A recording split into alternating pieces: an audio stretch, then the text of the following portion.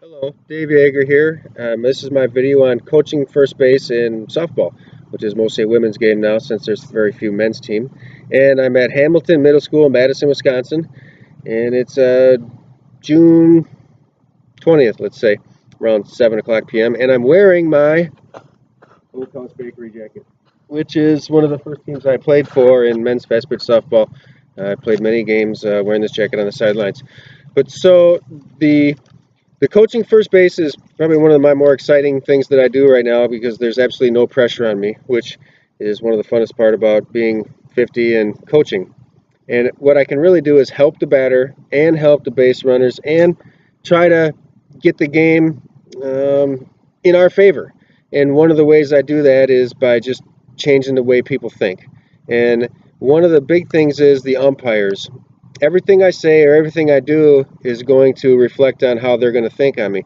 So if I'm walking on the dugout and I'm all happy and I'm making jokes with them, is going to give a different feeling for the umpire, and they're going to be less worried about making a bad call as if I'm focused on what I'm doing and trying to compete.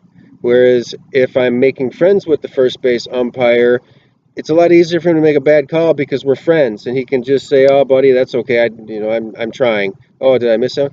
Umpiring is really hard. It's not easy at all, and there's a lot of close calls where you really don't know which way, and you have to try to make a judgment, and that's just part of the game. And so you want to get everything in your team's favor, and that's one of the ways is you can just start with is how you approach coming out onto the field or how you approach talking to the umpires. And just remember, if you argue a lot, they're probably not going to like you.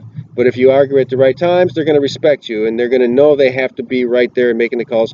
Let's face it, they know if they're out of position. And if they don't know they're out of position, they're going to know they're out of position by what the fans say, by what you say. There's no thick skin that's going to avoid all that. One of the next things that you're going to do a lot of is interact with the batter at home plate. And there's just a few things. There's not a lot there. You're mostly cheering them on, have a good at bat, stuff like that. The things that I think are really difficult for the batters is when you tell them how to bat. So basically, they're up there at the plate. They're trying to learn how to bat, or they're not learning how to bat. They're trying to have a good at bat, but yet you're still teaching them, and telling them what they did wrong. Little unnecessary.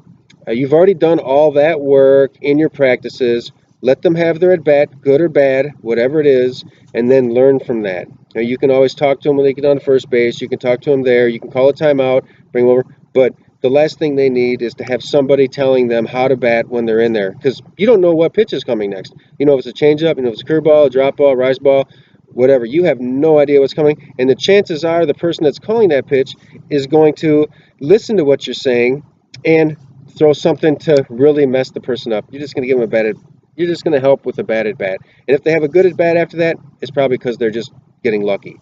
So then the other thing that is going to be not helpful is yelling something like, hit anything close to the plate, protect the plate. Basically what you're doing is you're giving the umpire a license to call anything close.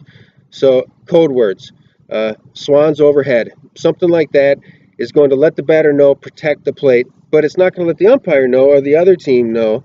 All right, and then also the fans are going to say stuff, and you're going to put more pressure on the umpire. So you really, really have to be careful on what you say out here in this spot, and then which now it corresponds to the rest of the field.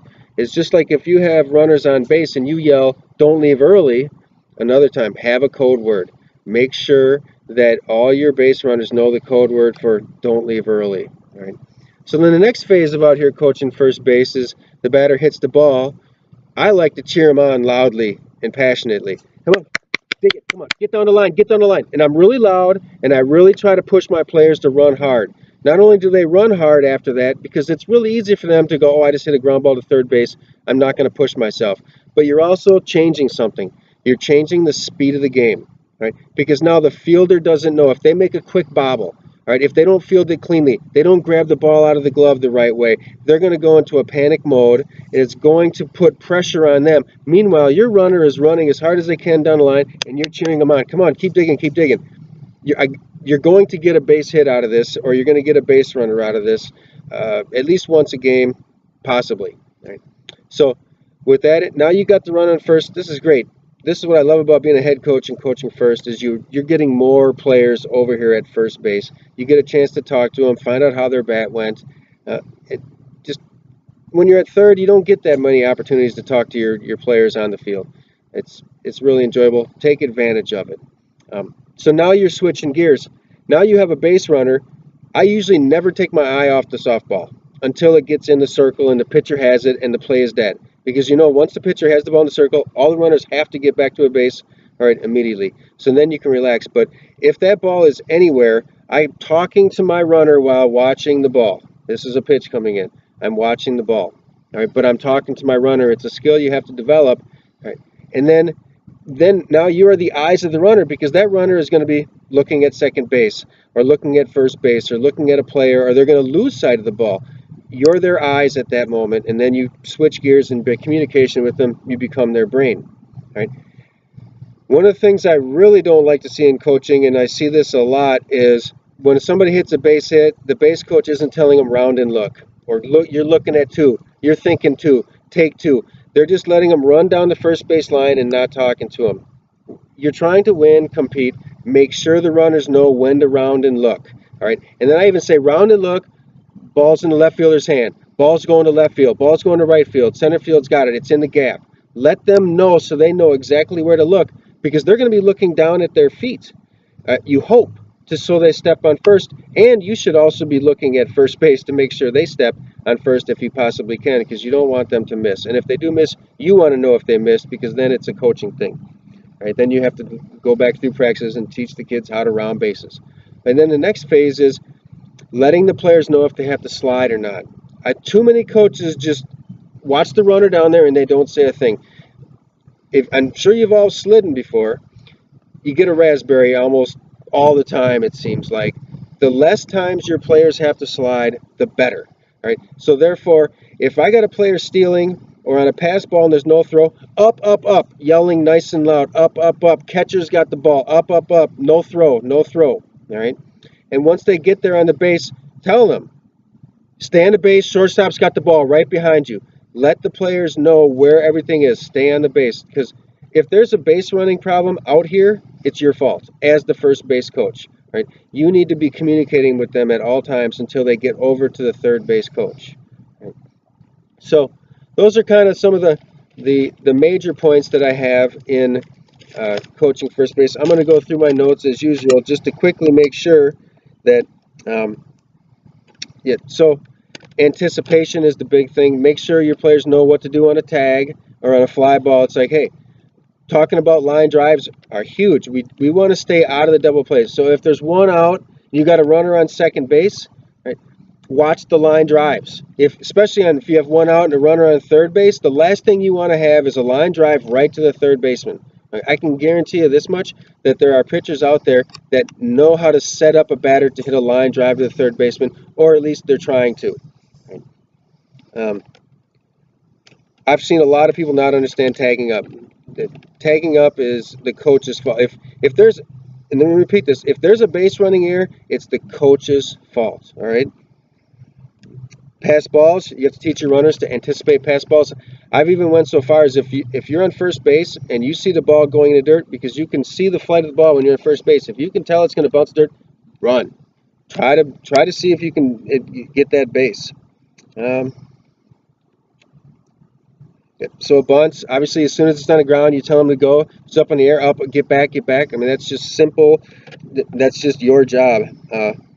I'm going to switch to pitchers in a minute, but let me just do this real quick. Don't confuse your players with too much talk. That's pretty obvious. Helping them get back on the throw from the catcher. So back, back, back. I mean, like I said, you're always having your eye on the ball, because you know your base runner is going to walk back to base. They're going to put their head down. There's some snap throws out there. They're going to fire, or the pitcher's going to throw it to first. Right? The pitchers can do that also. And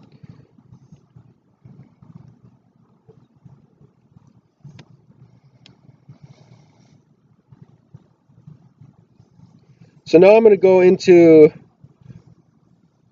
the pitcher. So as a first base coach, if it's a left-handed pitcher, clearly you can see the ball from that side. The right-hand pitcher is not so hard. there's some things that you can do that are kind of weird. The nope, right there. Nope, tilt it back. There you go. So when I'm coaching first base, I can have a sheet of paper in my hand. You probably can't see it, and I can chart pitches. So I can just put down, drop ball, curve ball, whatever I want. I can just write down what each pitch is and chart it. All right, and then I have this list of what the pitcher is throwing. Also, the people over there, they don't know what I'm writing. They have no idea. Right, and I can go back and give that information to the batters. I can also watch for certain things, like I can see grips in the glove. I can watch for head movements of what they're going to do. I can see their foot movements. I'm looking for stuff to help the batter, in future innings, anticipate what's going on. Anyway, this is mostly my coaching for first base. It's my series of videos, and I hope to have a few more coming up shortly. Thanks for watching.